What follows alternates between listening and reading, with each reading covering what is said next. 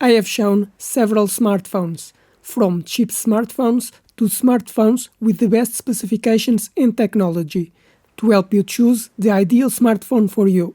But today, we'll see the specifications of a smartphone with a lot of potential. But first, subscribe to the channel because I bring new products every week. Let's see the specifications of this smartphone. This is the Realme 14X with a 6.67-inch screen of 120 Hz, resolution of 720 by 1600 pixels with a ratio of 20:9. It has a MediaTek Dimensity 6300 processor with 8 cores up to 2.4 GHz with an Mali G57 graphics processor, and it can have a storage capacity of 128 GB and 8 GB of memory. The main camera is 50 megapixels, which records video in 1080p, slow motion up to 60 frames per second, and has high dynamic range technology. The front camera is 8 megapixels and records video in 1080p. It has connectivity 5G, Wi-Fi 6, Bluetooth 5.3, GPS and USB 2 Type-C connection for charging the battery and transferring files to the computer, but it doesn't have NFC. To unlock, it has a fingerprint reader on the side button and facial recognition. It has a 6000 mAh battery with 45-watt charging, which charges the battery in 90 minutes, but it doesn't have wireless charging. The screen has protection against scratches and drops. This smartphone is made of plastic, IP69 certified resistant to water and dust, and weighs 197 grams.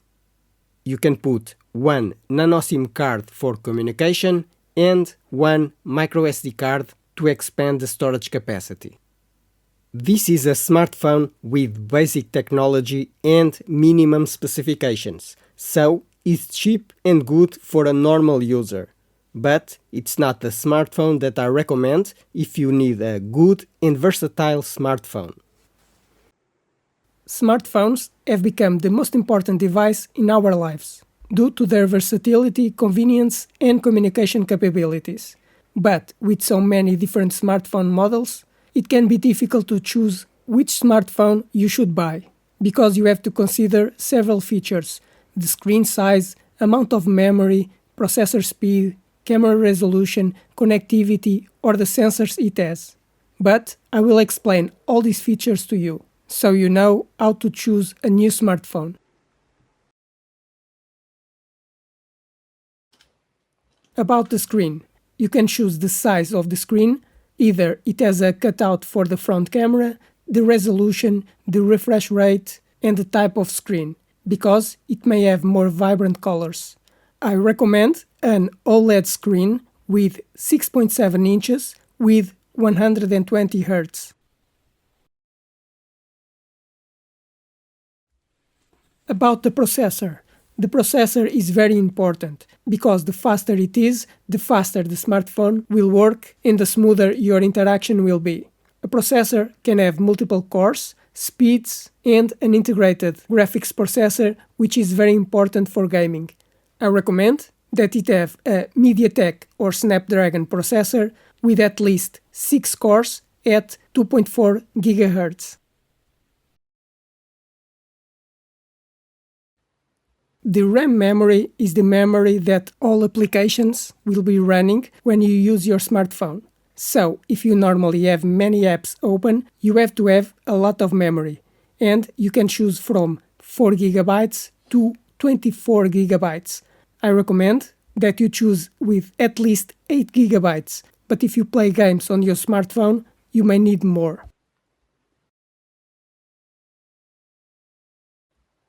The internal storage is for storing all files, applications, and operating system.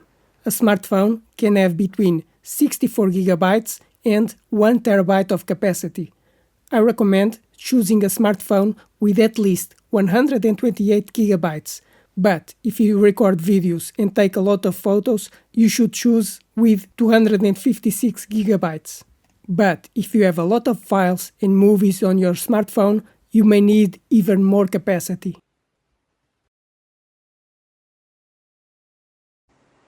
The smartphone normally has two types of cameras, the rear camera and the front camera.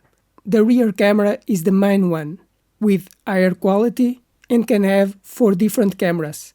A camera can have a very large sensor for better imaging, better sensitivity at night, take photos up to 50 megapixels and record in 8K.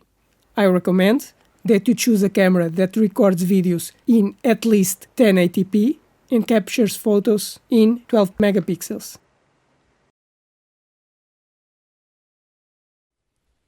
The front camera will normally be for you to make video calls, but it can take a lot or little space on the screen.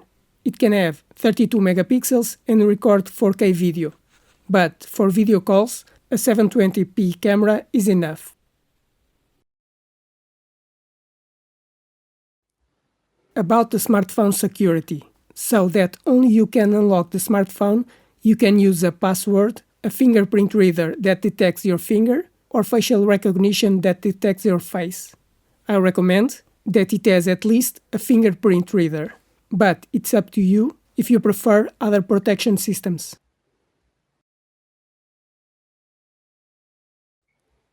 About wireless connectivity, the smartphone is connected to the internet using mobile data or Wi-Fi. Currently, 4G and 5G are the most common, but 6G will be the next generation.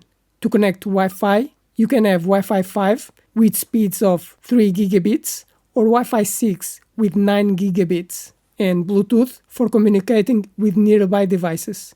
I recommend that you choose a smartphone with 5G communication, Wi-Fi 6 and Bluetooth 5.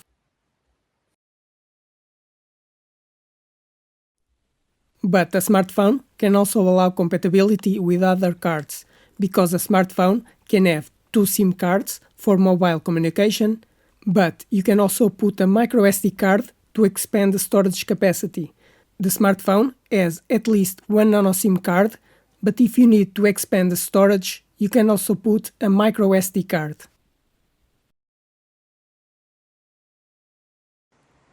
On smartphones with Android systems, you should choose the last version available, because the latest version will allow you to make updates for a longer time, such as security updates, installing new features, compatibility with applications, or updating to a new version. That's why I recommend that you buy a smartphone with the latest version available of the operating system. And these are the main specifications and technology that you should take in consideration to choose the ideal smartphone for you. I hope you enjoyed this video and it helped explain the specifications of a smartphone to choose the best smartphone for you. But now, subscribe to the channel because I bring new products every week, like the video to help the channel grow, and if you have any questions, write in the comments.